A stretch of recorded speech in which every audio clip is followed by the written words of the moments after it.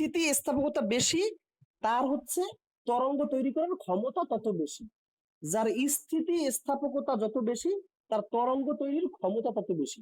এখন স্থিতি স্থাপকতা বলতে আমি আসলে কি বুঝি, এটা যদি একটু বুঝাইতে যাই তাহলে হচ্ছে আমাদের দেখো একটা ময়দার দলাকে আমরা যখন পিঠে তৈরি করি তখন আমরা ময়দার দলা তৈরি করি। আচ্ছা, একটা ময়দার দলাকে আমি যদি হাত দিয়ে যদি বাস করে রেখে দিই, সে কি বাস থাকে নাকি আবার বেঁকে এসে সোজা হয়ে যায়?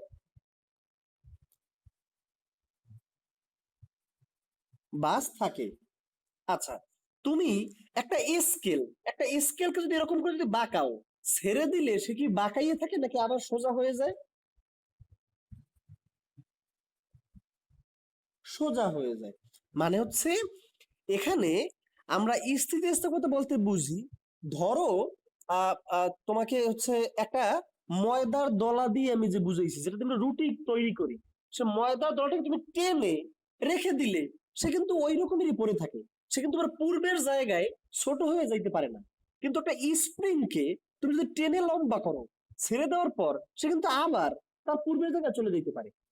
তাহলে এই যে কোনো একটা বস্তুকে তুমি বল প্রয়োগ করে তুমি যদি তাকে শেপ চেঞ্জ করে ফেলাও, বল সরাইলে সে আবার পূর্বের জায়গায় ব্যাক যায়, এই গঠনটাকে বলে স্থিতি স্থাপকতা। তাহলে তুমি একটা জিনিস খেয়াল করে দেখো, স্থিতি স্থাপকতা কি? তাহলে একটা স্কেলকে তুমি যদি এরকম করে যদি বাস করে যদি ছেড়ে দাও, সে আবার পূর্বের জায়গায় ব্যাক চলে যেতে পারে। তার মানে হচ্ছে এই স্কেলটা খুব বেশি স্থিতি স্থাপক। মানে হচ্ছে তাকে বাঁকাইলেও সে আবার পূর্বের মতো হয়ে থাকে। একটা স্প্রিং তুমি টেনে তারা যদি লম্বা করো, সাইডে দিলে সে আবার পূর্বের জায়গায় চলে যেতে পারে। এই ধর্মটাকে বলা হয় স্থিতি স্থাপকতা। বলে আমি বলতে পারি একটা স্প্রিং এর স্থিতি স্থাপকতা বেশি, একটা স্কেলের স্থিতি স্থাপকতা বেশি। কারণ একটা স্প্রিং কে তুমি টেনে ছেড়ে দিলে সে আবার পূর্বের জায়গায় চলে যাইতে পারে, আবার একটা স্কেলকেও তুমি যদি বাঁকাইয়ে ছেড়ে দাও সেও পূর্বের জায়গায় চলে যেতে পারে। যেটাকে বল প্রয়োগ করার ফলে, যেটাকে বল প্রয়োগ করে বাঁকাইলে বা তারে চেঞ্জ করলে সে আবার বল সরাই ফেলাইলে আবার পূর্বের জায়গায় চলে যায়, সেই ঘটনাটা হলো স্থিতি স্থাপকতা। তো আমাদের ব্যাপারটা হচ্ছে কি, যেই পদার্থের স্থিতি স্থাপকতা বেশি সেই পদার্থের তরঙ্গ তৈরির ক্ষমতা তত বেশি। আচ্ছা, তুমি চিন্তা করে দেখো, একটা ঢিলা ঢিলা একটা হচ্ছে সুতা আর একটা টাইট সুতা। আচ্ছা, দুইটার ভেতরে কোনটাকে টান দিলে সে আবার পূর্বের জায়গায় ব্যাকে চলে যাইতে পারে, ঢিলাটা নাকি টাইটটা? দেখো, যেই যেই তারটা বা যেই দড়িটা একদম টাইট করে বাঁধা থাকে তাকে কিন্তু তুমি ধরে নিচে নামাইয়া সাইডে দিলে কিন্তু সে আবার পূর্বের জায়গায় চলে যায়। আমরা এখন দেখছি না, এরকম দুষ্টুমি কিন্তু আমরা করি অনেক সময়, হ্যাঁ? যেমন হচ্ছে যখন আমরা তীর ছুরি তখন আমরা কি করি, তখনও কিন্তু একটা দড়িতে আমরা কিন্তু টানি, টেনে ছেড়ে দিলে দড়িটি কিন্তু আবার পূর্বের জায়গায় চলে যায়। ফলে এই টান টান দড়ির পূর্বের জায়গায় ফিরে যাওয়ার মানে স্থিতিস্থাপকতার শক্তি বেশি। আর একটা ঢিলে দড়ি টান দিলে সে অত কিছু মালুম করে না, সে আবার পূর্বের জায়গায় যাইতে পারে না অতটা ভালোভাবে। ফলে হচ্ছে কি, একটা ঢিলে দড়ির স্থিতি স্থাপকতা কম। তরঙ্গের সাথে স্থিতি স্থাপকতার সম্পর্কটা আমি কি বলছি? সমানুপাতিক সম্পর্ক। মানে স্থিতিস্থাপকতা যত বেশি হবে তার তরঙ্গ তৈরির ক্ষমতা তত বেশি। এই জন্য টান দড়ির তরঙ্গ তৈরির ক্ষমতা বেশি, আর হচ্ছে ওই ঢিলা দড়ির তরঙ্গ তৈরির ক্ষমতা কম। বুঝছো আমার কথাটা পুরোপুরি এখন? ক্লিয়ার? ওকে ওকে, তাহলে আমরা বুঝতে পারছি যে কেন এই ঘটনাটা ঘটে। আচ্ছা, আর আজকের পড়ার ব্যাপারে আর, হ্যাঁ বলো। আচ্ছা, সাম্য অবস্থাটা তো মনে হয় তোমাকে আমি আগেও একবার বুঝিয়েছিলাম। সেটা হচ্ছে কি, দেখো, সাম্যাবস্থা বলতে আসলে বোঝায় যে সে, আমি যদি বলি যে আমি 10 টাকা কারো কাছে পাবো তাইলে আমি আছি +10। আর একজন যদি বলে যে আমি কারো কাছে 5 টাকা আমার কাছে কেউ পাবে, তাহলে সে কি 5 টাকা দেনায় আছে, -5। এই জিরো হইছে সাম্যাবস্থা। জিরো বলতে বোঝায় এ কারো কাছে পাওনাও নাই আর কারো কাছে দেনাও নাই, খাইলেও সমান সমান। ক্লিয়ার? এটা হচ্ছে সাম্যাবস্থা। তাহলে সাম্যাবস্থা বলতে বোঝায় মিডল অবস্থাটাকে বলা হয় সাম্যাবস্থা। যে লসেও নাই, ওই যে বলে না যে আমি ভাই ঝামেলায়ও নাই, কারো সামনেও নাই পিছনেও নাই, ভাই আমি আমার মতো নিউট্রাল। ওই নিউট্রালটাকে বলা হয় সাম্যাবস্থা। নিউট্রাল এর বাংলাই হচ্ছে ধরো সাম্যাবস্থা। দেখো, তুমি যদি এই হচ্ছে একটা দড়ি, মানে এই হচ্ছে একটা গামছা, হ্যাঁ গামছা বলি, বা হচ্ছে তোমরা যে দড়ি লেপ দাও না, সেই দড়ি লেপের দড়ি। এটাকে একজনে এইদিকে 50 নিউটন বলে টানতেছে, আর একজনে এইদিকে 50 নিউটন বলে টানতেছে। দড়িটা কি কোনো দিকে যাবে নাকি যাবে না?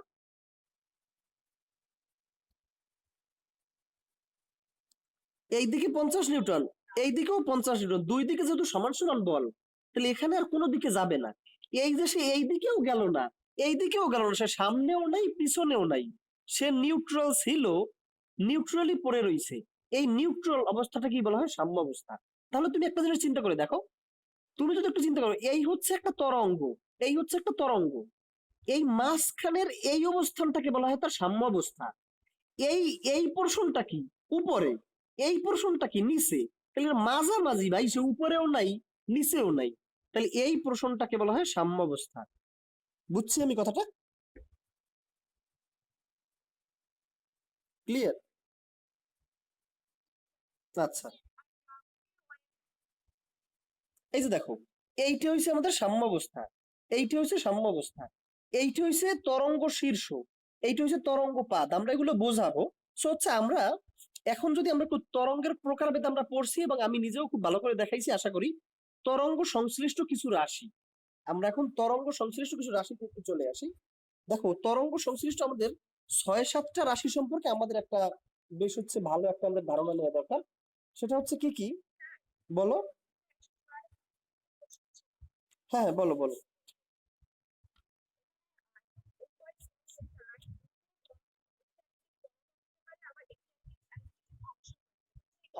আচ্ছা, এটা বোঝো নাই।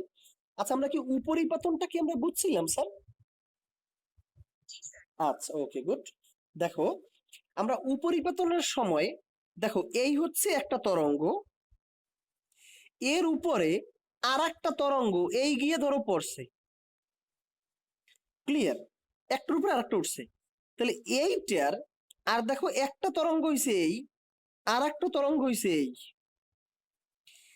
এখানেও উপরিপাতন ঘটছে, এখানেও উপরিপাতন ঘটছে। আমরা একটু খেয়াল করে দেখি, এই তরঙ্গটা কোনমুখী? ঊর্ধ্বমুখী না? আর এই তরঙ্গটা কোনমুখী? নিম্নমুখী না? বুঝছি? ক্লিয়ার? তাহলে এই বিন্দুতে এসে দুইটা তরঙ্গ কি পরস্পরের সাথে ধাক্কা খাবে না? বুঝছি? আচ্ছা, এই দুইটা পরস্পর বিপরীতমুখী হয়, পরস্পর এসে ধাক্কা খাইয়া দুইটা তরঙ্গই থাইমে যাবে না, আর কি সামনের দিকে যাবে? তাহলে এখানে কি হয়েছে? দুইটা তরঙ্গ পরস্পরকে বেনিশ করে দিয়েছে, কারণ একটা যাচ্ছে নিচের দিকে, একটা যাচ্ছে উপরের দিকে, ফলে দুইটা বিপরীতমুখী শক্তি প্রয়োগ করায় দুইটা শক্তি ওখানে বেনিশ হয়ে গেছে। আর এইখানে দেখো, এই তরঙ্গটাও যাচ্ছে নিচের দিকে, আর এই তরঙ্গটাও যাচ্ছে নিচের দিকে। তখন এইখানে ব্যাপারটা কি হচ্ছে? দুইটা তরঙ্গের শক্তি একই দিকে ফ্লো হচ্ছে না? ফলে এইখানে কি তরঙ্গটা আরো বেশি শক্তিশালী হয়ে যাবে না এই জায়গাটায়? আচ্ছা, তাহলে হচ্ছে দুইটা তরঙ্গ উপরিপাতনের ফলে পরস্পর একটা শক্তিশালী তরঙ্গে পরিণত হইতে পারে, দুইটা যদি একই দিকে চলে। আর দুইটা যদি বিপরীত দিকে চলে, তাহলে পরস্পরকে ধ্বংস করেও তারা দিতে পারে। ক্লিয়ার? ওকে ওকে ওকে। আমাদের আর কোনো ঝামেলা থাকার কথা না, থাকলেও বলো যদি পূর্বের পড়াশোনা। বড় করে দিতে পারে বলতে, দুইটা তরঙ্গ যখন মিলিত হবে তখন কিন্তু কম্পনটা অনেক বেড়ে যাবে না? আচ্ছা, তুমি একটু চিন্তা করে দেখো, তুমি হচ্ছে একা একা তোমার ওই বেঞ্চের ওই কাঠটাকে নাড়াইতেছো, পায়ের কাঠটাকে তোমরা মাঝে মাঝেই নাড়াই, একা একা নাড়াইতেছো, তখন কি ওটা কম দুলবে? আর তোমার আরো এক ফ্রেন্ড এসে যদি যোগ দেয়, দুইজনে মিলে দোলাইলে কি ওটা অনেক, মানে বেশি দুলবে না? উপর নিচ। বুঝছো? ক্লিয়ার? তখন কি হয়, দুইটা মিলে এটা অনেক বড় বড় দোলন দেবে না, অনেক বড় বড়। এখানে ছোট ছিল, এখানে কি অনেক বড় হয়ে যাবে এরকম না? আচ্ছা, দোলনটা বেড়ে যাবে। আচ্ছা, এখন দেখো, আমরা হচ্ছে তরঙ্গ সংশ্লিষ্ট কয়েকটা রাশি নিয়ে আমরা যদি একটু চিন্তা, তরঙ্গ দৈর্ঘ্য কিনা আমি সে বিষয়ে একটু আসতেছি, একটু, হ্যাঁ তরঙ্গ দৈর্ঘ্য ওটাকে আমরা বিস্তার বলি। আমরা আসি একটু, দেখো আমরা প্রথমে একটা তরঙ্গ এঁকে নেই।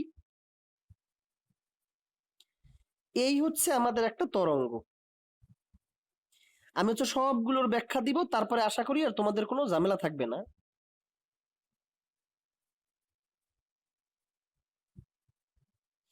এই হচ্ছে একটা তরঙ্গ। তরঙ্গটা কখনো কম দুলছে, কখনো বেশি দুলছে, হতে পারে এরকমের। কারণ এই তরঙ্গটা যত সামনের দিকে যাচ্ছে, হতে পারে সে বাধা পাইতেছে, বাতাসের বাধা বা অন্য কোনো বাধা, এর কারণে তরঙ্গটা ছোট বড় হয়ে যাইতে পারে। আচ্ছা, এখন আমরা একটু খেয়াল করে দেখি, কোন একটা তরঙ্গর এই বিন্দুগুলো, এই সর্বোচ্চ বিন্দুগুলোকে বলা হয় তরঙ্গ শীর্ষ। তাহলে এটাকে আমরা কি বলবো? এটার নাম হইছে তরঙ্গ শীর্ষ। তাহলে এটার নাম হবে কি? তরঙ্গ শীর্ষ। ক্লিয়ার? উপরের বিন্দু, একদম সর্বোচ্চ বিন্দুগুলোকে বলা হয় তরঙ্গ শীর্ষ। আর নিচের যে বিন্দুগুলো আছে, এই বিন্দুটাকে বলা হয় তরঙ্গপাদ।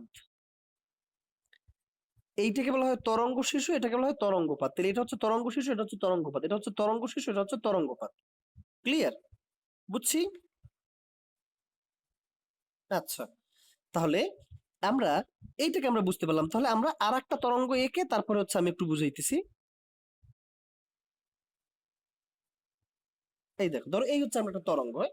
এই তরঙ্গ বা এই তরঙ্গ আমরা যেটাই নিয়ে করি, তাহলে এই বিন্দু হচ্ছে কি আমার তরঙ্গ শীর্ষ, কিন্তু আর এই বিন্দু হচ্ছে আমাদের তরঙ্গপাত। আচ্ছা, তুমি একটু খেয়াল করে দেখো। আচ্ছা, এই বিন্দুটা আর এই বিন্দুটা অনেক একই রকমের বিন্দু না? ক্লিয়ার? আচ্ছা, তাহলে দেখো, আমাদের এখান থেকে সব সময় একটা জিনিস, একটা জিনিসের সংজ্ঞা আমার লাগবে, পূর্ণ কম্পন অথবা পূর্ণ তরঙ্গ। ঠিক আছে? আচ্ছা, পূর্ণ কম্পন বা হচ্ছে পূর্ণ তরঙ্গ। আমরা একটু লেখাটা আমরা একটু লিখে নেই, তারপরে আমি বুঝাইতেছি। ধরো এ একটা বিন্দু, বি একটা বিন্দু, সি একটা বিন্দু, ডি একটা বিন্দু, এটা হচ্ছে ই একটা বিন্দু, আর হচ্ছে এফ একটা বিন্দু। আমরা এখন একটু খেয়াল করে দেখি, পূর্ণ কম্পন বা পূর্ণ তরঙ্গ।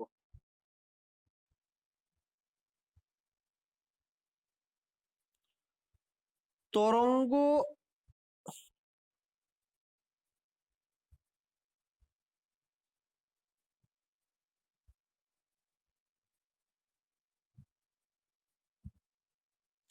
তর হ্যাঁ আমি বলতেছি, তরঙ্গের উপরস্থ,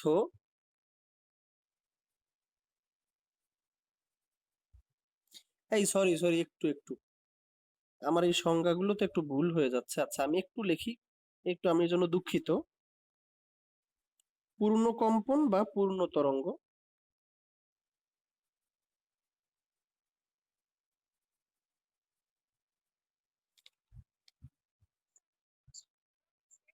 হ্যাঁ পূর্ণ, পূর্ণ স্পন্দনও সেম, হ্যাঁ ওটাও তুমি লিখে নিতে পারো। পূর্ণ স্পন্দন, তিনটের মিনিং একই। পূর্ণ কম্পন মানেই তো স্পন্দন, মানে কম্পনের তো একটা বাংলা হয়েছে স্পন্দন। তো পূর্ণ কম্পন বা পূর্ণ তরঙ্গ বা পূর্ণ স্পন্দন। কোন তরঙ্গ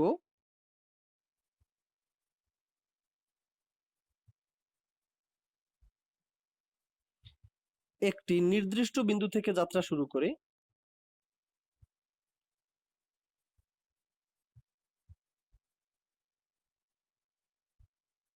কোন তরঙ্গ যদি একটি নির্দিষ্ট বিন্দু থেকে যাত্রা শুরু করে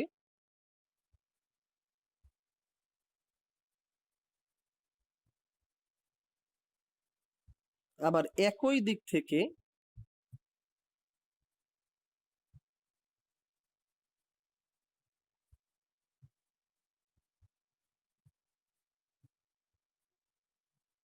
আমি বুঝিয়ে দেবো, একটু লিখে নাও।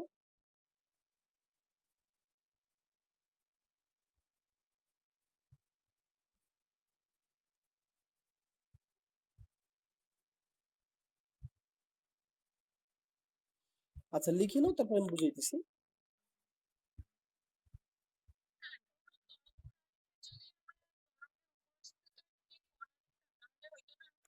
তরঙ্গের উপস্থিত একটা কণা একটা নির্দিষ্ট বিন্দু থেকে যাত্রা শুরু করে, আবার যদি না ওটা না বলে এটা বলা ভালো, হ্যাঁ তরঙ্গের উপস্থিত বিন্দু বললেও হয়, সমস্যা নাই। ঠিক আছে?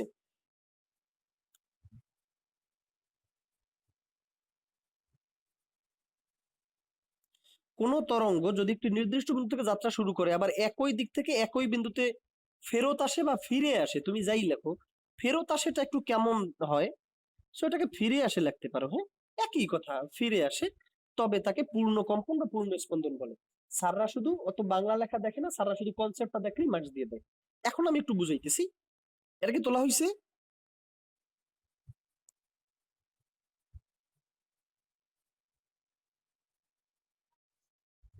আচ্ছা, আমরা এখন একটু খেয়াল করে দেখি। দেখো, এই বিন্দুটা আর এই বিন্দুটা একই রকমের বিন্দু না? এ আর বি একই রকমের বিন্দু না? ক্লিয়ার? ফলে এ বিন্দু আর বি বিন্দু একই বিন্দু বলা যায়? মানে একই বিন্দু বলতে একই রকম বিন্দু। হ্যাঁ, ওই এখানেও একই বিন্দু বলতে একই রকম বিন্দুই বোঝাইছে। এ আর বি হইছে একই বিন্দু, কিন্তু তুমি একটু খেয়াল করে দেখো, এ বিন্দুতে কি তরঙ্গটা ঊর্ধ্বমুখী না? আর বি বিন্দুতে কি তরঙ্গটা নিম্নমুখী?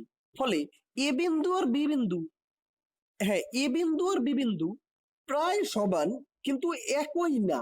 এই কথা কি বলা যায়? এ বিন্দু বি বিন্দুতে সবকিছুই সমান সমান, যেহেতু এ আর বি একই লাইনে আছে। এ বিন্দু আর বি বিন্দু একই রকমের বিন্দু, কিন্তু সবকিছু সমান না। এ বিন্দুতে তরঙ্গটা ঊর্ধ্বমুখী, আর বি বিন্দুতে হচ্ছে তরঙ্গটা নিম্নমুখী। এখন আমি যদি সি বিন্দু নিয়ে যদি চিন্তা ভাবনা করি, তাহলে এ বিন্দু আর সি বিন্দু একই রকমের বিন্দু না? এবং এ বিন্দুতে হচ্ছে তরঙ্গটা ঊর্ধ্বমুখী, আর সি বিন্দুতেও কিন্তু তরঙ্গটা ঊর্ধ্বমুখী। তাহলে আমি কি বলতে পারি, এ বিন্দু আর সি বিন্দু এক্সাক্ট সেম সেম বিন্দু। বি বিন্দুর সাথে এ বিন্দুর কিন্তু একটা তফাৎ আছে, বি বিন্দু আর এ বিন্দু একই রকমের, সবকিছুই মেলে, কিন্তু এ বিন্দুতে তরঙ্গটা ছিল ঊর্ধ্বমুখী আর বি বিন্দুতে তরঙ্গটা ছিল নিম্নমুখী। কিন্তু সি বিন্দুতে দেখো, এ বিন্দু আর সি বিন্দু একদম সেম সেম রেখার উপরে আছে, ফলে সবকিছুই সেম সেম। আর এ বিন্দুতেও তরঙ্গটা ঊর্ধ্বমুখী, সি বিন্দুতেও তরঙ্গটা ঊর্ধ্বমুখী, তাহলে এ আর বি মানে এ আর সি কে এক্সাক্ট বা অ্যাপ্রক্সিমেট সেম বিন্দু হিসেবে আমরা কল্পনা করে নিতে পারি, চিন্তা করে নিতে পারি। ক্লিয়ার?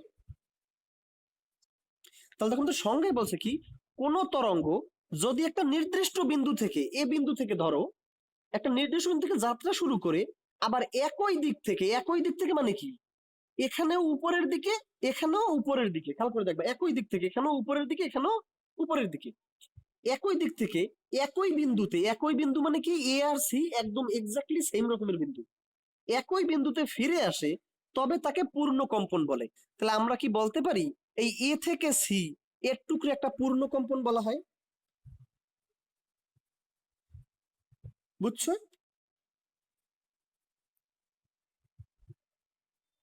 ক্লিয়ার? আচ্ছা, আমি কারো যদি সেকেন্ড বার একবার বুঝিয়ে দেবো আরেকবার লাগবে? আচ্ছা আচ্ছা, তাহলে দেখো, আমরা এখান থেকে আমরা একটা অ্যাপ্রক্সিমেট হিসাব বের করে ফেলাইতে পারি।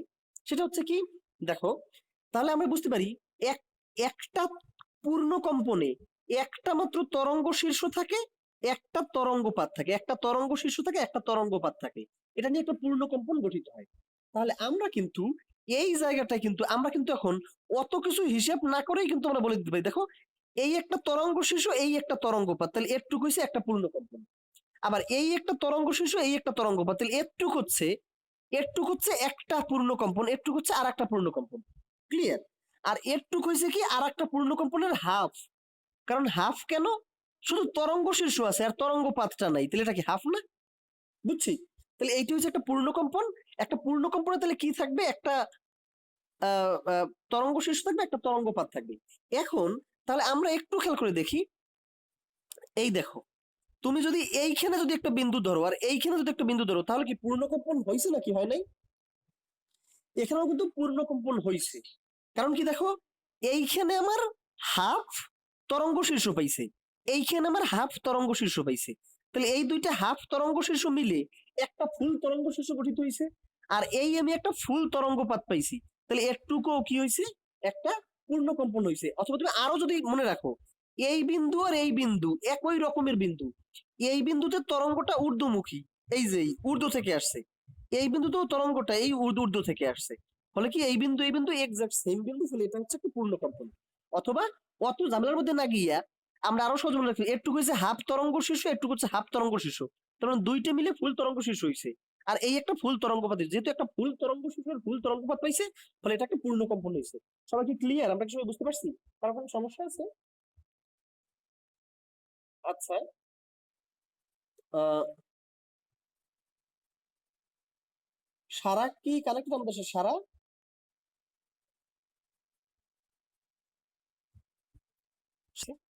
আচ্ছা যাই হোক। ও, তুমিও দুইটার বাসে ক্লাস করতা? ও, ওকে ওকে। আহ তাহলে হচ্ছে আমরা কি পূর্ণ কম্পন বা পূর্ণ স্পন্দন আমাদের কি বোঝা কমপ্লিট, না কারো কোনো সমস্যা আছে এতে? আচ্ছা, তাহলে দেখো, আমরা পূর্ণ কম্পন বুঝে গেলাম। এখন হইছে আমাদের তরঙ্গ দৈর্ঘ্য। আচ্ছা, একটু কি একটা পূর্ণ কম্পন না? আচ্ছা, আমি কি বলতে পারি একটা পূর্ণ কম্পনে তরঙ্গটা এতটুকু দূরত্ব সামনে চলে গেছে, এই ছিল এ বিন্দুতে চলে আসছে সি বিন্দুতে, তাহলে একটা পূর্ণ কম্পনে তরঙ্গ একটু দূরত্ব সামনে চলে গেছে না? আর একটা পূর্ণ কম্পনে তরঙ্গ একটু দূরত্ব আবার সামনে চলে গেছে না?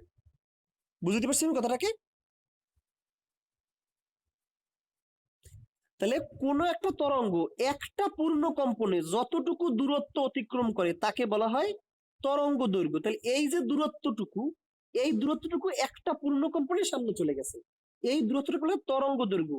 তরঙ্গ দৈর্ঘ্যকে ল্যামডা দ্বারা প্রকাশ করা হয়। ল্যামডাকে আমরা এরকম একটা চিহ্ন দ্বারা প্রকাশ করি, দেখো ল্যামডা হচ্ছে এরকমের। তুমি প্রথমে এই দিকে একটা রেখা টানবা আর এই দিকে একটা রেখা টানবা, তাহলে এটা হচ্ছে আমাদের ল্যামডা। তো তরঙ্গ দৈর্ঘ্যটাকে আমরা কি দ্বারা প্রকাশ করলাম? এই ল্যামডা দ্বারা হচ্ছে আমরা তরঙ্গ দৈর্ঘ্যটাকে প্রকাশ করে ফেললাম। তো তরঙ্গ দৈর্ঘ্য হচ্ছে কি আমরা বুঝতে পারছি, একটুককে আমরা বলি তরঙ্গ দৈর্ঘ্য। একটা পূর্ণ কম্পনে যতটুকু সামনে চলে যায় তাকে বলা হয় ওই তরঙ্গের তরঙ্গ দৈর্ঘ্য। তরঙ্গ দৈর্ঘ্য ধরে ধরে সামনে যায়, একটা পূর্ণ কম্পনে একটু সামনে যায়, একটা পূর্ণ কম্পনে একটু সামনে যায়, আর একটা পূর্ণ কম্পনে একটু সামনে যায়। তরঙ্গ দৈর্ঘ্য হচ্ছে কি? তরঙ্গ দৈর্ঘ্য হচ্ছে কোন তরঙ্গ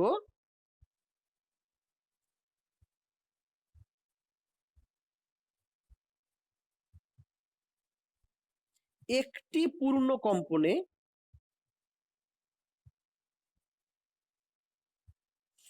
যতটুকু দূরত্ব অতিক্রম করে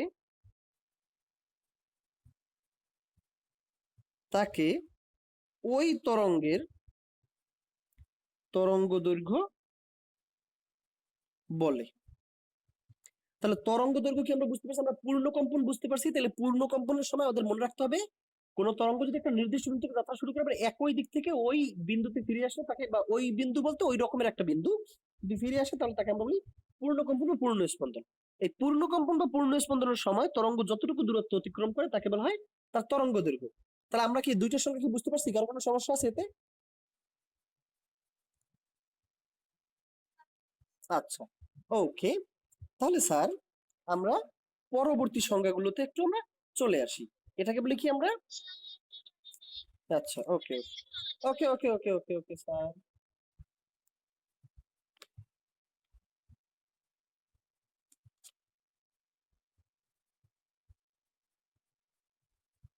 এগুলো হচ্ছে তরঙ্গ সংশ্লিষ্ট কয়েকটা রাশি, যেগুলো হচ্ছে আমাদেরকে জেনে রাখতে লাগবে। কোন তরঙ্গ একটা পূর্ণ কম্পনে যতটুকু দূরত্ব অতিক্রম করে তাকে তরঙ্গ দৈর্ঘ্য বলে। একে ল্যামডা দ্বারা প্রকাশ করা হয়, এটাকেও লিখে নিতে পারো। একে এইদিকে একটা টান দিবে, এইদিকে একটা টান দিবে, তারপর এইদিকে একটা টান দিবে, ল্যামডা দ্বারা প্রকাশ করা হয়। ক্লিয়ার? তোলা হয়েছে সবার? Okay sir. তাহলে হচ্ছে দেখো, আমরা আবার একটা তরঙ্গকে এখানে এঁকে নেই, কারণ আমার তো পৃষ্ঠে শেষ হয়ে গেছে, আবার উল্টে উল্টে দেখা যাবে না। এজন্য হচ্ছে আমি আর একটা তরঙ্গ এখানে এঁকে নিলাম। তাহলে এরটুকুকে আমরা কি বলছিলাম? একটা পূর্ণ কম্পন বলছিলাম না? এরটুকু একটা পূর্ণ কম্পন নাকি স্যার? এই যে এরটুকুর ভেতরে যতটুক দূরত্ব অতিক্রম করছে, এই দূরত্বটুকু সে অতিক্রম করছে, ফলে এইটুকুকে আমরা কি নাম দিছিলাম? তরঙ্গ দৈর্ঘ্য ল্যামডা বলছিলাম। তাহলে এই পর্যন্ত আমাদের হচ্ছে কমপ্লিট। এখন আমরা একটু দেখি, এবারে আমরা আসব বিস্তার। ক্লিয়ার? আচ্ছা, বিস্তারটা হচ্ছে আহ বিস্তারের ব্যাপারটা হচ্ছে, ধরো এই একটা তরঙ্গ আছে,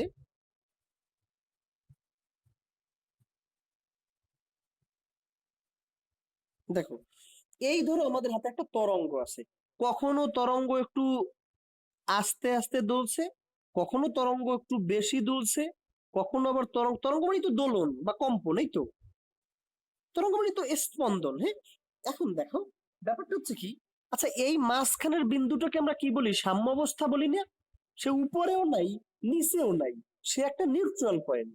এই নিউট্রাল পয়েন্টটাকে আমরা কি বলি, সাম্যাবস্থা বলি। এটা তোমরা বুঝতে পারছি? তাহলে দেখো, না না না, সাম্যাবস্থা কোনো তরঙ্গ থাকে না, সাম্যাবস্থা হচ্ছে একটা রেখা। একটা তরঙ্গটা তৈরি হয় সাম্যাবস্থার উপরে নিচে দুইটা, সাম্যাবস্থার উপরে যে পার্টটা থাকে সেই পার্টটাকে আমরা বলি তরঙ্গ শীর্ষর পার্ট, আর নিচে যে পার্টটা থাকে এই পার্টটা হচ্ছে তরঙ্গ পাদের পার্ট, আর মাঝখানটা তো হচ্ছে নিউট্রাল। এরকম তরঙ্গ নাই, এটা হচ্ছে উপর নিচ, এই সাম্যাবস্থান থেকে উপরে যাবে নিচে যাবে, উপরে যাবে নিচে যাবে, উপরে যাবে নিচে যাবে। তাহলে ওটা হচ্ছে কি বল? আচ্ছা তুমি একটা চিন্তা করে দেখো, একটা দড়িকে তুমি এই টান টান করে রাখছো, এই দড়িটা এখন সাম্যাবস্থায় আছে, দড়িটাকে যখন তুমি টেনে ছেড়ে দিছো তখন কি দড়িটা এরকম করে দুলতে আছে না এখন? বুঝছো? ফলে সে সাম্যাবস্থান থেকে নিচে যাচ্ছে উপরে যাচ্ছে, নিচে যাচ্ছে উপরে যাচ্ছে, ফলে এখানে একটা তরঙ্গ তৈরি হয়েছে। ক্লিয়ার? বুঝছি? আচ্ছা, তাহলে দেখো এই সাম্যাবস্থান থেকে একটুক কোন দূরত্বটা সবচেয়ে বেশি বলো? দেখো এইখানে সাম্যাবস্থা থেকে একটুক সরছে, এইখানে সাম্যাবস্থা থেকে একটু সরছে, এইখানে কি সাম্যাবস্থান থেকে এতখানি বেশি সরছে না উপরের দিকে? বুঝছো? এখানে কি সাম্যাবস্থান থেকে একটু সরছে, এখানে একটু সরছে, এইখানে কি সবচেয়ে বেশি সরছে না? বুঝছো? আচ্ছা, তাহলে আমরা জানি একটা তরঙ্গ তৈরি হইতে হইলে সাম্যাবস্থান থেকে একবার উপরে যাবে একবার নিচে যাবে। উপরেরটাকে আমরা বলি তরঙ্গ শীর্ষ, নিচেরটাকে আমরা বলি তরঙ্গ, একবার উপরে যাবে একবার নিচে যাবে। এখন এই যে সাম্যাবস্থান থেকে সর্বোচ্চ যে দূরত্বটা, সেইটাকে বলা হয় বিস্তার। তাহলে এর বিস্তার হয়েছে কতটুকু, এই পুরোটা হয়েছে বিস্তার। আমি কি বুঝতে পারছি না কথাটাকে? বিস্তার কিন্তু একটুক না, সর্বোচ্চ যে দূরত্বটা অতিক্রম করবে সাম্যাবস্থান থেকে হয় উপরের দিকে অথবা নিচের দিকে, সর্বোচ্চ যে দূরত্ব যায় সেটাকে বলা হয় তার বিস্তার। বুঝছি আমি?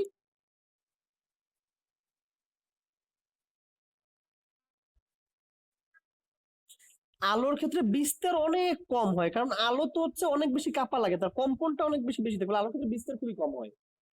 আচ্ছা, তাহলে বিস্তার হচ্ছে কি, কোন তরঙ্গ, এই মৃত্তিকা তুমি কি বুঝতে পারতেছো?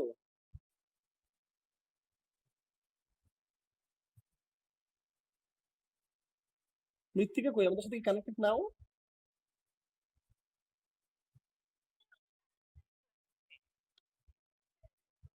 হ্যাঁ হ্যাঁ বুঝতেছি, না না ও হচ্ছে আমাদের ক্লাসে জয়েন করতেছে এখন থেকে, সমস্যা নেই। আচ্ছা দেখো, কোন তরঙ্গ, বিস্তারের ব্যাপারটা আমরা যদি খেয়াল করে দেখি, কোন তরঙ্গ সাম্যাবস্থান থেকে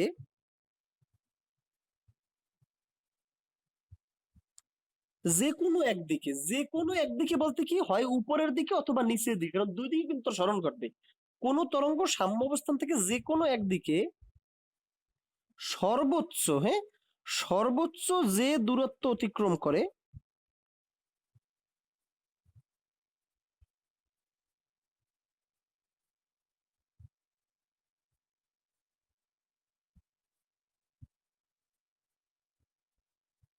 তাকে তার বিস্তার বলে। কোন তরঙ্গ সাম্যাবস্থান থেকে, তাহলে দেখো এই যে হচ্ছে তার সাম্যাবস্থান, একটুকি তার বিস্তার, একটুকি তার বিস্তার, মানে সর্বোচ্চ যেটা ওইটা হবে তার বিস্তার। এখন দেখো কোন একটা তরঙ্গ যদি সমানভাবে যায়, সমানভাবে যদি যায় তাহলে সবই তো তার বিস্তার, এই তার বিস্তার, এই তার বিস্তার, এই তার বিস্তার, এই তার বিস্তার, এই তার বিস্তার, সবই তার বিস্তার। বুঝছি? ক্লিয়ার?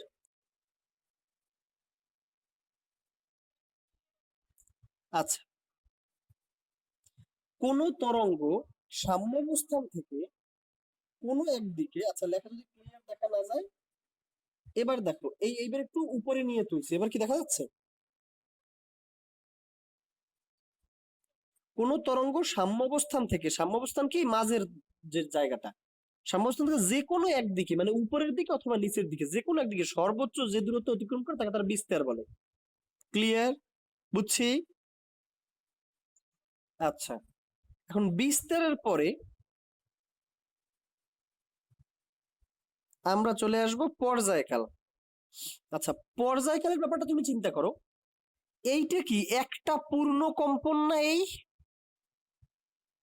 তাহলে দেখো, ধরে নেই এই একটা পূর্ণ কম্পন দিতে এর তো কিছু সময় লাগবে না? আচ্ছা, তুমি একটা দড়িকে ধরে টান দিছো, তার দোলতে কি একটু সময় লাগবে না? বুঝছি। তাহলে এই একটা পূর্ণ কম্পন দিতে তার কিন্তু একটু সময় লাগবে, সেটা যত ছোটই থাক। ধরো 0.2 সেকেন্ড লাগছে, সে সে দ্রুত কাঁপতেছে, ফলে 0.2 সেকেন্ডের মধ্যেই সে একবার কম্পন দিয়ে ফেলাইছে।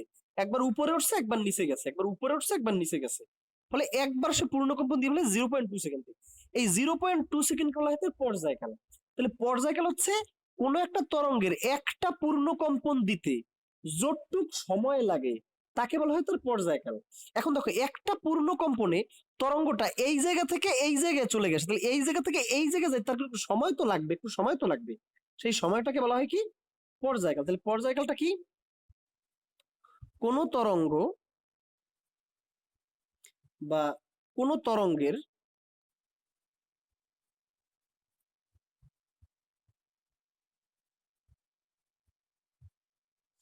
একটি পূর্ণ কম্পনে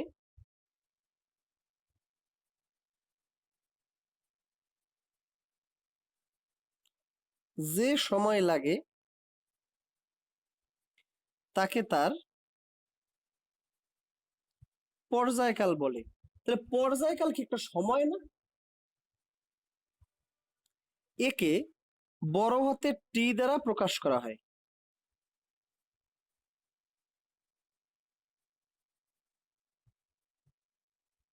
ক্লিয়ার? কোন তরঙ্গের একটা পূর্ণ কম্পনে যে সময় লাগে বা একটা পূর্ণ কম্পন দিতে যে সময় লাগে সেই সময়টাকে বলা হয় তার পর্যায়কাল। একে বড় হাতের টি দ্বারা প্রকাশ করা হয়। তাহলে এখন পর্যন্ত আমরা কয়টা রাশি সম্পর্কে জানলাম? এই একটা তরঙ্গ শীর্ষ একটা তরঙ্গ পাদ নিয়ে গঠিত একটা পূর্ণ কম্পন। একটা পূর্ণ কম্পনে যতটুক দূরত্ব অতিক্রম করে তাকে বলা হয় তরঙ্গ দৈর্ঘ্য। ক্লিয়ার? আর এই সাম্যাবস্থান থেকে সর্বোচ্চ যেই দূরত্ব যায় সেটাকে বলা হয় তার বিস্তার। আর পর্যায়কাল হচ্ছে একটা পূর্ণ কম্পন দিতে যে সময় লাগবে তাকে বলা হয় তার পর্যায়কাল। ক্লিয়ার? আচ্ছা,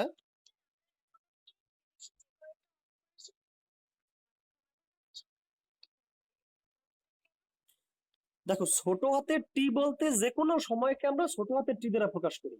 আর পর্যায়কাল কি? পর্যায়কাল তো যে কোনো সময় না, একটা স্পেসিফিক টাইম। দেখো, আহ, ছোট হাতের টি দ্বারা যে কোনো সময়কে বোঝায়। আর এটা হচ্ছে কি একটা স্পেশাল সময়। স্পেশাল সময় কি? একটা পূর্ণ কম্পনে যতটুক টাইম লাগবে ওই স্পেশাল সময়, এজন্য এটাকে আমরা বড় হাতের টি দ্বারা অন্য টি এর সাথে এই সময়টা একটা পার্থক্য বুঝাইছি। যে অন্য সব সময়কে আমরা ছোট হাতের টি দ্বারা প্রকাশ করলাম, পর্যায়কাল হচ্ছে একটা স্পেশাল টাইম। স্পেশাল টাইম কি? একটা পূর্ণ কম্পন দেবে যতটুক, একটা পূর্ণ কম্পন দিতে যতটুক সময় লাগবে ওই স্পেশাল টাইমটাই হচ্ছে আমাদের পর্যায়কাল। যেমন অন্যান্য টাইমের থেকে এই টাইমটাকে একটু ভিন্ন বোঝানোর জন্য আমরা এটাকে বড় হাতের টি দ্বারা প্রকাশ করছি। বুঝছো মাইশা? ওকে, তাহলে আমাদের পর্যায়কাল গেল। এখন দেখো, আমরা চলে আসব কম্পাঙ্কতে। আচ্ছা, কম্পাঙ্কর ইংরেজি হচ্ছে ফ্রিকোয়েন্সি। হ্যাঁ, আমি বারবার ম্যাথ গুলো করার সময় কখনোই কম্পাঙ্ক বলতে আমার ভুলে যাই, আমি সবসময় ফ্রিকোয়েন্সি বলি। হ্যাঁ, ফ্রিকোয়েন্সি। ফ্রিকোয়েন্সি মানে হচ্ছে কম্পাঙ্ক। আচ্ছা, তুমি একটু খেয়াল করে দেখো, এর একটা কম্পন দিতে লাগে কত? 0.2 সেকেন্ড। তাহলে আর একটা কম্পন দিতে কতটুকু সময় লাগবে? 0.2 সেকেন্ড। আর একটা কম্পন দিতে কতটুকু সময় লাগবে? 0.2 সেকেন্ড। এরকম করতে করতে তার পাঁচটা, বলো, এরকম করতে করতে দেখো, আমি ধরে নিছি এর একটা কম্পন দিতে 0.2 সেকেন্ড সময় লাগে, আমি ধরে নিছি। তাহলে একটা কম্পন দিতে 0.2 সেকেন্ড সময় লাগে, তাহলে আরো একটা কম্পন দিতে আরো একটা 0.2 সেকেন্ড, আর একটা কম্পন দিতে আর একটা 0.2 সেকেন্ড। তাহলে টোটাল তার পাঁচটা পূর্ণ কম্পন দিলে 0.2 যোগ 0.2 যোগ 0.2 যোগ 0.2 যোগ 0.2, ইকুয়ালস টু 1 সেকেন্ড সময় লাগে না তার? বুঝছি। তাহলে 1 সেকেন্ডে, আচ্ছা, এখানে হচ্ছে সময়টা সেম, এর কারণ হচ্ছে বিস্তার কিন্তু বড় ছোট না, বিস্তার কিন্তু সবকটার সেম সেম না বিস্তার, বুঝছো? বড় ছোট হয়, হ্যাঁ বিস্তার যদি বড় ছোট হইতো, দেখো এরটুক দূরত্ব যাইতে তরঙ্গের যতটুক সময় লাগবে, এত বড় দূরত্ব যাইতেও কি ওরটুক সময় লাগতো না? বেশি লাগতো, বেশি লাগতো। ফলে এই এই পূর্ণ কম্পনের পর্যায়কাল আর এই পূর্ণ কম্পনের পর্যায়কাল কখনোই সমান হতো না। এই পূর্ণ কম্পনটা সে অল্প টাইমে দিত, ফলে এই পূর্ণ কম্পনের পর্যায়কাল কম হইতো, আর এই পূর্ণ কম্পনটা দিতে তার বেশি সময় লাগতো, ফলে এই পূর্ণ কম্পনের পর্যায়কালটা বেশি হইতো। বুঝছো? এখানে আমরা যেহেতু দুইটা আলাদা তরঙ্গ হতো না, মানে কম্পাঙ্ক, মানে কি বলে ওটাকে, ওই একই তরঙ্গের দুইটা পার্ট সমান হইতো না। আমরা যদি বলি, দেখো একটা আমরা হচ্ছে সমবাহু ত্রিভুজ যেখানে কি সব কয়টা বাহু সমান থাকে, আর আরেকটা সব কয়টা বাহু সমান না। তার মানে কি, ত্রিভুজ তো আর ত্রিভুজই থাকলো, সেটা তো চেঞ্জ হলো না।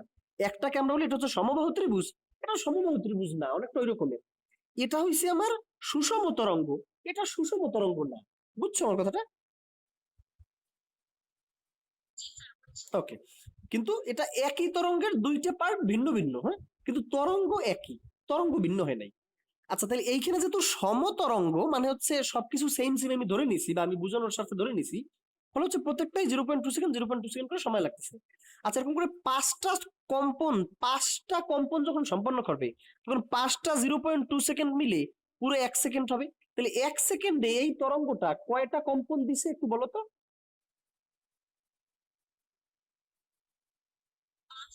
হ্যাঁ, 1 সেকেন্ডে সে পাঁচটা কম্পন দিছে।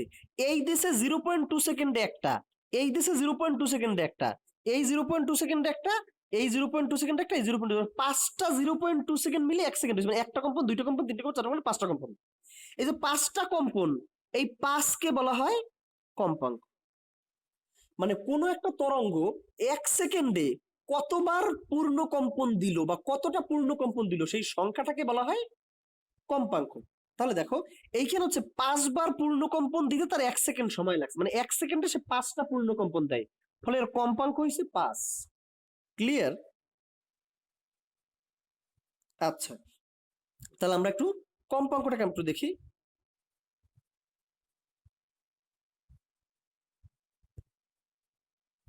কোন তরঙ্গ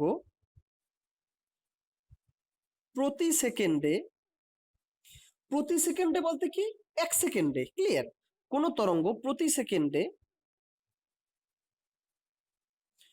যতগুলো পূর্ণকম্পন সম্পন্ন করে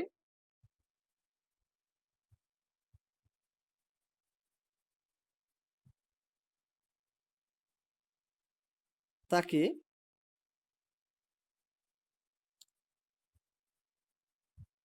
তার কম্পাঙ্ক বলে। কম্পাঙ্কের একক হচ্ছে হার্টস, কম্পাঙ্কের একক হচ্ছে হার্টস, মানে হচ্ছে একে এফ দ্বারা প্রকাশ করা হয়।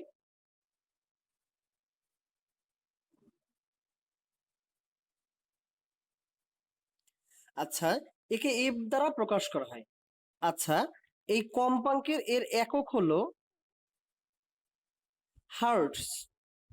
এইচ জেড, এইচ জেড এটাকে আমরা পুরো অ্যাব্রিভিয়েশন হচ্ছে H A R T Z, hertz, H A R T Z, মানে এইচ জেড দ্বারা হচ্ছে সংক্ষেপে আমরা প্রকাশ করি হার্টস।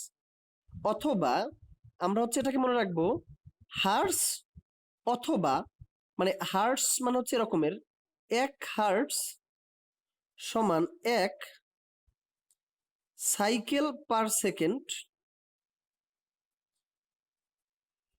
আর একটা হচ্ছে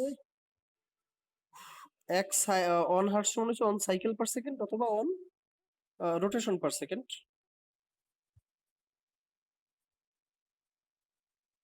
রোটেশন পার সেকেন্ড। আচ্ছা, মানে হচ্ছে 1 হার্টস, আমরা একটু বুঝাইতেছি একটু পরে, একটু আগে দেখে নাও, হ্যাঁ। এর একক হচ্ছে হার্টস, বা হচ্ছে সাইকেল পার সেকেন্ড। আচ্ছা, একটা পূর্ণ কম্পনকে কি আমি একটা সাইকেল বলতে পারি না? সাইকেল মানে কি, যেখান থেকে শুরু ওখানে চলে আসলে আমরা বলি যে একটা সাইকেল সম্পন্ন হয়েছে। আমাদের লাইফ সাইকেল গণিলে লাইফ সাইকেল মানে জীবনকাল, একটা যে আমি জন্ম থেকে শুরু করে মৃত্যু পর্যন্ত বিধাতার কাছ থেকে পৃথিবীতে চলে আসছি, এবার বিধাতার কাছে আমি ফেরত যাচ্ছি, এই পুরো জীবনটাকে আমরা বলি লাইফ সাইকেল। তাহলে সাইকেল বলতে আমরা কি বুঝি, যেখান থেকে শুরু হয়েছে ওইখানে যদি শেষ হয় তাকে বলি সাইকেল। তাহলে এটা কি আমার একটা পূর্ণ কম্পন মানে একটা সাইকেল না? তাহলে সাইকেল পার সেকেন্ড মানে কি, এক সেকেন্ডে কতটা সাইকেল সম্পন্ন করলো, এইটাকে বলা হয় হার্টস বা রোটেশন পার সেকেন্ড। রোটেশন মানে কি, ঘূর্ণন।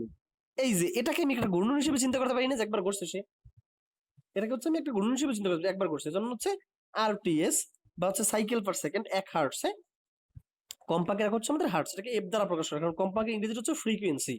তাহলে এখন পর্যন্ত আমরা যা যা বুঝাইলাম তা কি আমরা বুঝতে পারছি না কারো কোনো সিঙ্গেল সমস্যা আছে? আমি আবার দরকার হলে একবার একটু রিভাইজ দিয়ে দেই, যাতে আমরা অনেকগুলো পড়ছি। দেখো, একটা বিন্দু থেকে যাত্রা শুরু করে একই দিক থেকে ওই বিন্দুতে ফিরে আসলে তাকে বলা একটা পূর্ণ কম্পন। একটা পূর্ণ কম্পনে যতটুকু দূরত্ব যাবে তাকে বলা হয় তরঙ্গ দৈর্ঘ্য। একটা পূর্ণ কম্পনে যতটুকু সময় লাগবে তাকে বলা হয় পর্যায়কাল। আর সর্বোচ্চ যেই দূরত্বটা অতিক্রম করবে সাম্যাবস্থান থেকে সেটাকে বলা হয় বিস্তার। আর হচ্ছে এক সেকেন্ডে যতবার পূর্ণ কম্পন দেবে তাকে বলা হয় কম্পাঙ্ক। এটা হচ্ছে আমাদের টোটাল ব্যাপারটা। তুমি জাস্ট একবার একটু পড়ে একটু নিজে নিজে মিলাবা যে কোনটা হচ্ছে কম্পাঙ্ক, হ্যাঁ কোনটা হচ্ছে বিস্তার, কোনটা হচ্ছে কি।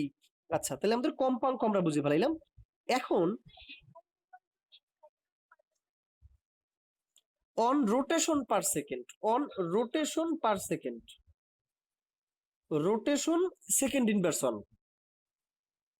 এটাকে আমরা বলি আর টি এস।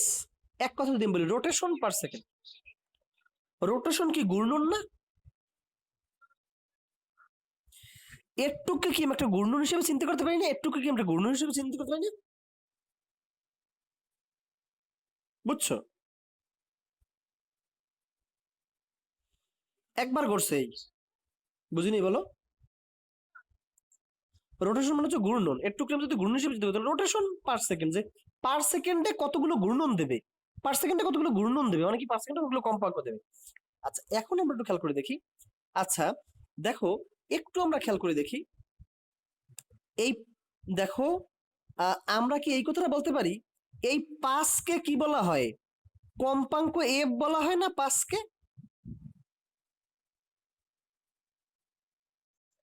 আচ্ছা, আর এই 0.2 কে কি পর্যায়কাল টি বলা হয় না 0.2 কে? তাহলে দেখো, এই পাঁচটা 0.2 মিলে এক সেকেন্ড হয়েছে। তার মানে আমি কি এটাকে এরকমের লিখতে পারি যে 0.2 গুণন 5 ইকুয়ালস টু এক সেকেন্ড হয়েছে, এই জায়গায় 0.2 যোগ 0.2 পাঁচটা 0.2 মানে 5 ইন্টু 0.2। কোনো সমস্যা আছে এতে? আচ্ছা, এই 0.2 কে কি আমি টি বলি আর এই 5 কে কি আমি এফ বলি ইকুয়ালস টু 1, তাহলে আমরা কি বলতে পারি টি এফ ইকুয়ালস টু 1। তাহলে আমরা এফ কে যদি রেখে দেই, টি কে যদি আমি এই পাশে নিয়ে যাই, তাহলে 1/t হয় না? কোনো সমস্যা আছে এতে? এই সবাই বুঝতেছো তো নাকি? আমি কিন্তু বুঝতেছি না যে কে বুঝতেছো কি বুঝতেছো না। বুঝছো তো সবাই নাকি? এই দোলা, বুঝতে পারছো তুমি?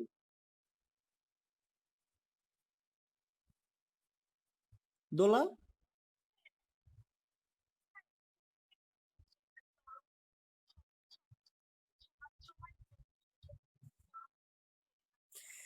আচ্ছা, এই এই সূত্রটা সমতরঙ্গের ক্ষেত্রেই প্রযোজ্য। ক্লিয়ার? অসম তরঙ্গকে আমরা কোনো সূত্র দ্বারা প্রকাশ করতে পারি না। আর তোমাদের 9-10 সকল তরঙ্গ সমতরঙ্গ নিয়েই কথাবার্তা বলবে। 9-10 অসম তরঙ্গ নিয়ে কোনো কথাবার্তা নাই, সব সমতরঙ্গ নিয়ে। ফলে 9-10 আমাদের এই সূত্রটা কাজে লাগবে। বুঝছো আমার কথাটা? আচ্ছা, এখন তাহলে আমরা একটা সূত্র পাইলাম কি, এফ ইকুয়ালস টু 1/t, যেখানে এফ হলো কি আমার কম্পাঙ্ক আর টি হলো কি আমার পর্যায়কাল। আমরা কি সবাই বুঝতে পারছি এই সূত্রটা? অনন্য, ফারহান অনন্য, একে মাইক্রোফোন টান করো। আচ্ছা, কি নাম তোমার? ও, অহনা। এই তুমি এক এক দিন এক এক লিখছো কোকা। আচ্ছা, যাই হোক। Okay sir. যাই হোক, তো আমরা হচ্ছে সব তো বুঝতে পারতেছি তো নাকি, না কারো কোনো সমস্যা আছে তে? লাইবা, বুঝতে পারছেন স্যার আপনি? Okay, good. তাহলে আমরা একটা সূত্র পাইলাম, f equals to one by t, যেখানে এফ হচ্ছে কি কম্পাঙ্ক ফ্রিকোয়েন্সি, আর টি হচ্ছে কি আমাদের পর্যায়কাল। ক্লিয়ার? আচ্ছা, এটা দিয়ে আমরা ম্যাথ করবো একটু পরে, আমাদের আরো কয়েকটা রাশি সম্পর্কে জানার বাকি আছে। এখন পর্যন্ত আমরা কয়টা রাশি জানছি? একটা, দুইটা, তিনটে, চারটা, পাঁচটা জানছি। আমাদের আর একটা একটু জানা দরকার, সেটা হচ্ছে কি আমাদের দশা। আচ্ছা, দেখো, ধরো তোমাদের আহ কারো শরীর ভালো কিন্তু মন ভালো না কোনো কারণে। ধরো তোমার ফ্যামিলিতে কোনো একটা সমস্যা হয়েছে, বা হচ্ছে তোমার কোনো রিলেটিভ হচ্ছে কোনো ঝামেলায় পড়ছে, জানিয়ে তোমার মন খারাপ। এখন তোমাকে যদি কেউ জিজ্ঞেস করে যে ভাই কেমন আছো, তুমি কি বলবা? যে এই ভাই আছি, দশা বেহাল। এই কথা আমরা বলি না মাঝে মাঝে, দশা বেহাল। ক্লিয়ার? তাহলে দশা বলতে আসলে আমরা কি বোঝাই তখন? অথবা তোমার শরীর খারাপ, মন ভালো আছে, কোনো ঝামেলা নাই, ফ্যামিলিতে কোনো সমস্যা নেই, কোনো রিলেটিভস এর কোনো ঝামেলা নেই, সবকিছু ঠিক আছে, কিন্তু তোমার হালকা একটু ঠান্ডা লাগছে, তুমি ঝামেলায় আছো। তখনও যদি তোমাকে জিজ্ঞেস করা হয় যে ভাই কেমন আছো, আর ভাই আছি, আর ভালো থাকা, এই দশা বেহাল আমার, এই ঠান্ডায় দশা বেহাল করে দিল।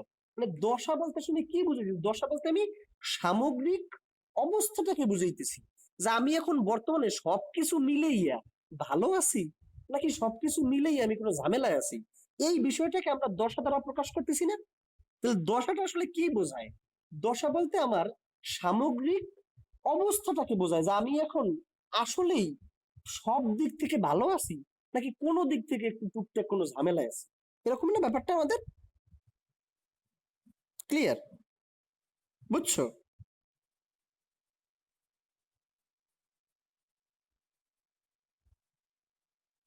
কি অবস্থা আমি যে বলছি, তো কি বুঝতে পারছো সবাই? মানে দশা যাতে বুঝিতেছি। আচ্ছা, তাহলে দশা বলতে কি বোঝায় আমরা একটু সংজ্ঞাটা একটু লিখে নেই।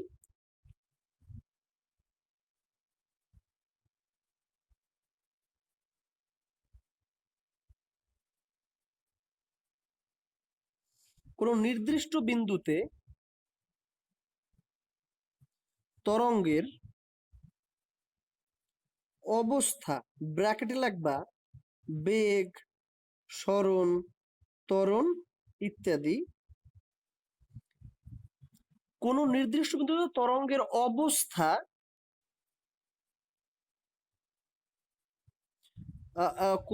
সরি সরি, কোন নির্দিষ্ট বিন্দুতে তরঙ্গের সামগ্রিক অবস্থা, সামগ্রিক অবস্থা মানে বেগ, ত্বরণ, সরণ ইত্যাদি সবকিছু আমি বুঝাইতেছি একটু পরে, ইত্যাদি প্রকাশক রাশিকে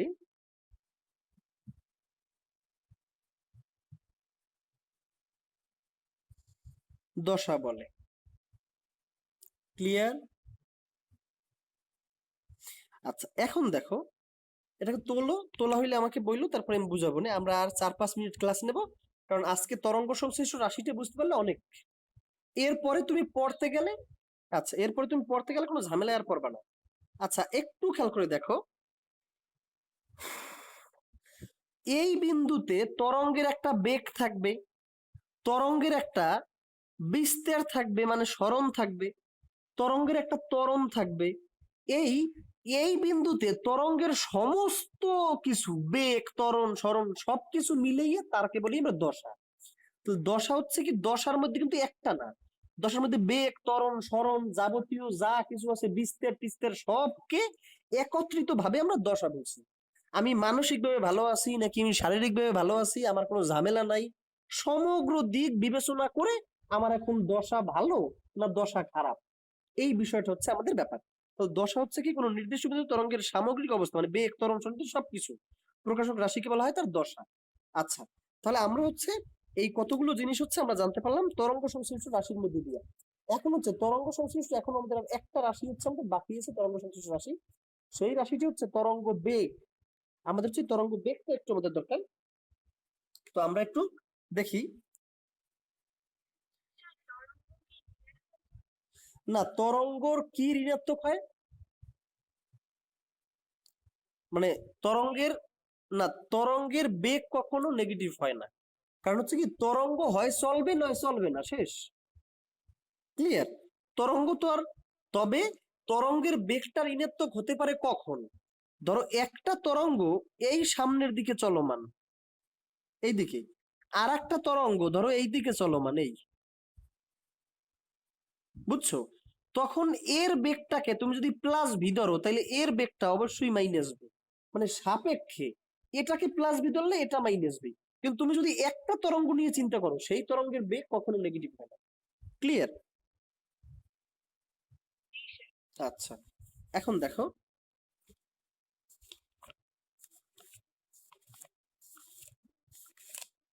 দেখি খাতা কেটে শেষ নাকি।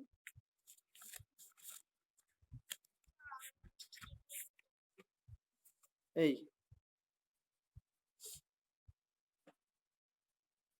তোলা হয়েছে?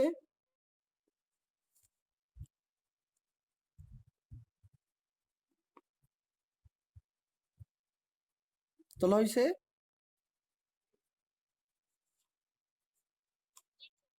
আচ্ছা, এখন আমরা একটু দেখি, এবারে আমরা দেখবো তরঙ্গ বেগ।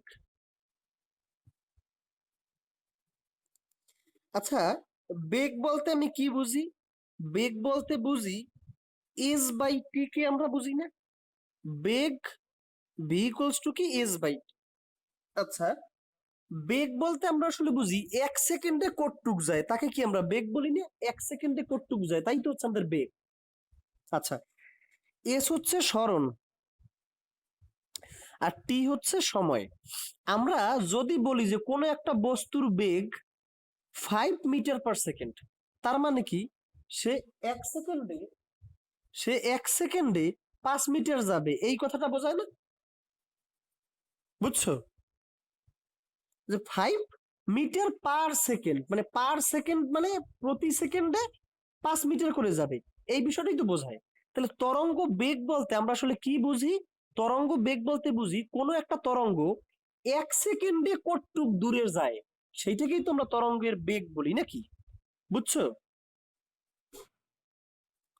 তাহলে তরঙ্গ বেগ হচ্ছে কি, কোন তরঙ্গ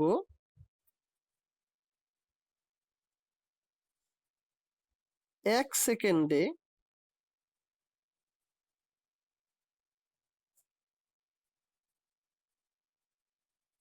যতটুকু দূরত্ব অতিক্রম করে তাকে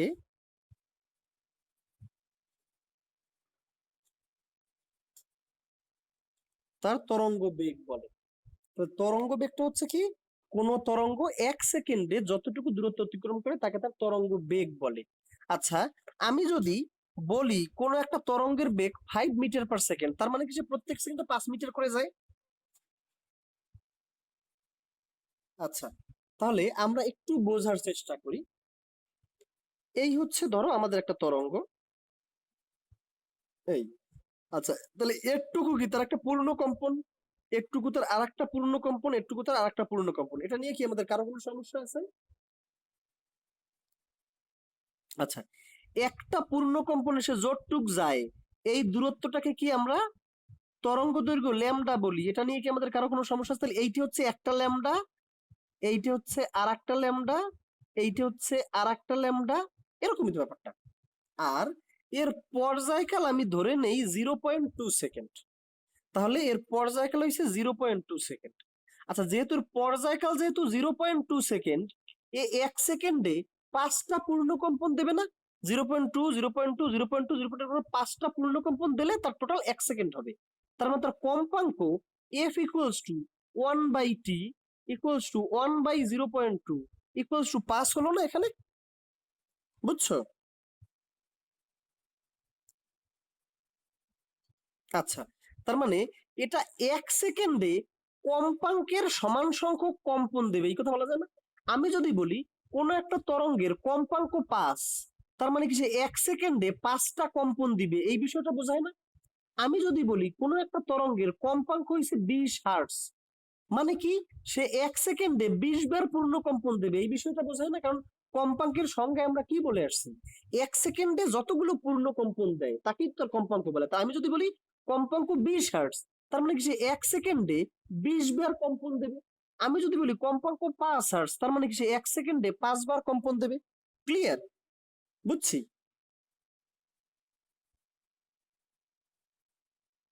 বুঝছো সবাই? আচ্ছা, তাহলে কম্পাঙ্ক মানে হচ্ছে 1 সেকেন্ডে যতগুলো কম্পন দেবে। আচ্ছা, প্রত্যেকটা কম্পনে কি সে ল্যামডা পরিমাণ দূরত্ব সামনে যাবে না? বুঝছো? প্রত্যেকটা কম্পনেই তো সে ল্যামডা পরিমাণ সামনে যাচ্ছে। তাহলে আমি কি এই কথাটা বলতে পারি, 1 সেকেন্ডে 1 সেকেন্ডে সে কতটুকু যায়? আচ্ছা, 1 সেকেন্ডে সে এফ সংখ্যক কম্পন দেয় না? এই কথা কি বলা যায় যে 1 সেকেন্ডে এফ সংখ্যক কম্পন দেয়? এফ মানে কি? কম্পাঙ্ক। কম্পাঙ্ক মানেই তো 1 সেকেন্ডে যেই কয়টা কম্পন দেবে। এটা নিয়ে কারো কোনো সমস্যা? যে 1 সেকেন্ডে এফ সংখ্যক কম্পন দেয়। ক্লিয়ার?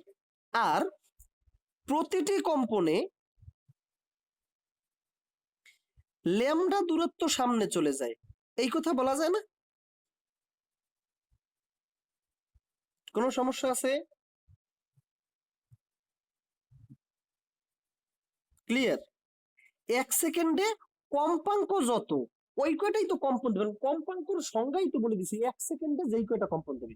তাহলে দেখো, 1 সেকেন্ডে এফ সংখ্যক কম্পন দেয়, আর প্রত্যেকটা কম্পনে ল্যামডা দূরত্ব যায়।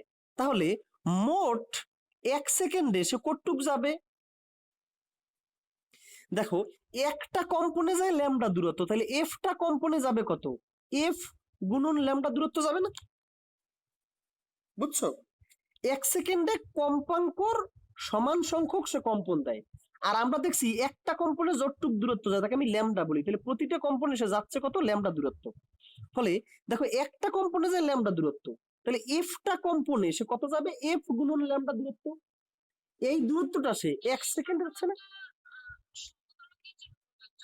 হ্যাঁ, অবশ্যই সমতরঙ্গ। আমার 9-10 এর সকল সূত্র সমতরঙ্গের জন্য। ক্লিয়ার? আচ্ছা, এখন দেখো, তাহলে দেখো মোট 1 সেকেন্ডে সে কতটুক যাবে? এফ গুণন ল্যামডা পরিমাণ যাবে। এটা কি আমরা বুঝতে কারো কোনো সমস্যা আছে? আমি বলতেছি। আচ্ছা, এই যে এফ গুণন ল্যামডা, এরটুক সে 1 সেকেন্ডে যাবে না? আচ্ছা, 1 সেকেন্ডে যতটুক যায় তাকে কি আমি বেগ বলি না? দেখো, 1 সেকেন্ডে যতটুক যায় তাকে কি আমি বেগ বলি না? বেগ। তাহলে আমি কি এটা বলতে পারি যে তরঙ্গের বেগ ইকুয়ালস টু এফ গুণন ল্যামডা? কারো কোনো সমস্যা আছে এতে? ক্লিয়ার? তরঙ্গের বেগ সমান এফ গুণন ল্যামডা। তাহলে তরঙ্গের বেগকে কি আমরা ভি দ্বারা প্রকাশ করে থাকি? তাহলে আমি কি বলতে পারি তরঙ্গের বেগ v equals to f lambda? কারো কোনো সমস্যা আছে এতে? আচ্ছা, তাহলে দেখো, আমাদের এই যে এই জায়গাটা আমাদের এই সূত্রটা সুন্দর করে বলে দিচ্ছে V equals to f lambda. তাহলে আমরা কি বুঝতে পারছি V equals to f lambda কেমন হইলো? এখানে ভি হচ্ছে তরঙ্গের বেগ, এফ হচ্ছে কম্পাঙ্ক, আর ল্যামডা হচ্ছে তরঙ্গ দৈর্ঘ্য। তাহলে ভি হচ্ছে কি? বেগ। এফ হচ্ছে কি? কম্পাঙ্ক। আর ল্যামডা হচ্ছে কি? ল্যামডা হচ্ছে আমার তরঙ্গ দৈর্ঘ্য। ক্লিয়ার? কারো কোনো সমস্যা আছে এতে?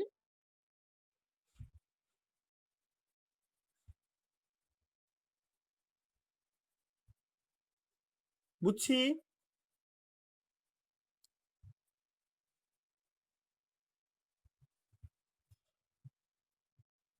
ওকে, তাহলে আমরা একটু দেখি।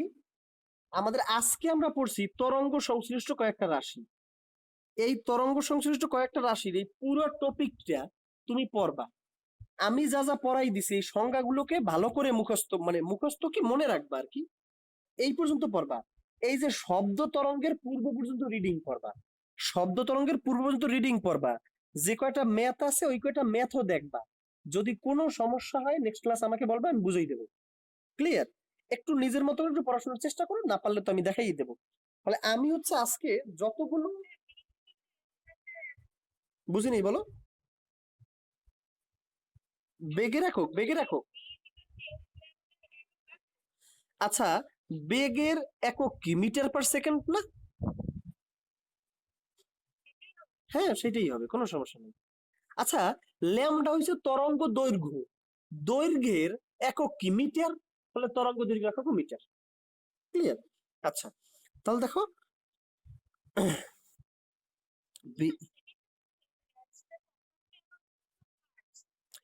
কম্পাঙ্কের একক হচ্ছে হার্টস। হার্টস মানে কি? আচ্ছা, ল্যামডার একক কি মিটার না? আচ্ছা, ল্যামডার একক হচ্ছে মিটার। আচ্ছা, আমি একটু খেয়াল করি, এফ ইকুয়ালস টু কি 1/t না?